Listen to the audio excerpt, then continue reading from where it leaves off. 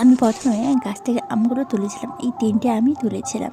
তারপরে একটা পাত্রে ভালো পরিষ্কার জল দিয়ে 3টে আমকে ভালো করে ধুয়ে নিয়েছিলাম, কারণ আমের গায়েও নোংরা আছে। যখন ছাড়াবো ওগুলো আমার হাতে চলে এসে আম যখন ছাড়িয়ে দেবো ওর ভেতরে নোংরাগুলো লেগে যাবে।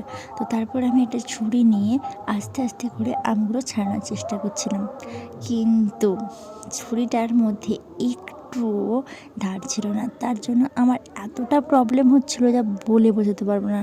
অ্যাট লাস্ট আমি অনেক চেষ্টা করে এটাকে ছাড়িয়েছি। তো দেখো, তারপরে দুটো আমি ছাড়িয়েছিলাম, দিয়ে আমি আমের দুটো পাতাকে পিচ কাঁটি দিয়ে একসঙ্গে বেঁধে দিয়েছি, দিয়ে তার একটা পাত্রের উপরে রেখেছি পাতাগুলো, দিয়ে তার উপরে আমটা রেখে কাটার চেষ্টা করছিলাম। আগেই বললাম চুলের মধ্যে একদম ধার ছিল না, অনেক কষ্টে কেটেছি। যাই হোক, আমটা এত সুন্দর ছিল, এক্ষুনি দেখে মনে হচ্ছে খেয়ে নিই। তোমাদের তো মনে হয় এই গরমে আমটা খেয়ে নিলে কেমন লাগবে বলো? সেই লাগবে। তো যাই হোক, তারপরে আস্তে আস্তে করে দুটো আমকে কেটে ভালো করে সুন্দর করে গুছিয়ে রেখেছি, এবং এটা আমি ডেকোরেশন করেছিলাম পাতা দিয়ে। তো চেষ্টা করেছিলাম ডেকোরেশন করে করার।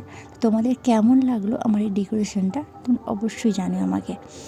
তো তারপর দেখতেই পেলে প্রথমে নুন, তারপরে লঙ্কা গুঁড়ো, তারপরে কাঁচা লঙ্কা এবং শুকনো ভাজা লঙ্কা, এতগুলো লঙ্কা আমি মিক্সড করেছি। আর ঝাল ঝাল না হলে সত্যি খেতে ভালো লাগে না আমতে। তো তারপরে আমি আমগুলো কুচি করে রেখেছিলাম, ওগুলো ওর মধ্যে দিয়ে দিলাম। তারপরে দিলাম অল্প করে একটু চিনি। আর মিষ্টি, টক আর ঝালের মধ্যে কম্বিনেশনটা, আর নুনের মধ্যে কম্বিনেশনটা ঠিকঠাক না হলে ভালো লাগে না। তো তারপরে আমি একটু সরিষার তেল দিয়ে দিলাম, কারণ সরিষার তেলে যে গন্ধটা বা ঝাঁসটা থাকে সেই দারুণ স্বাদ। বলতে বলতে আমার জিভেই জল চলে এসছে।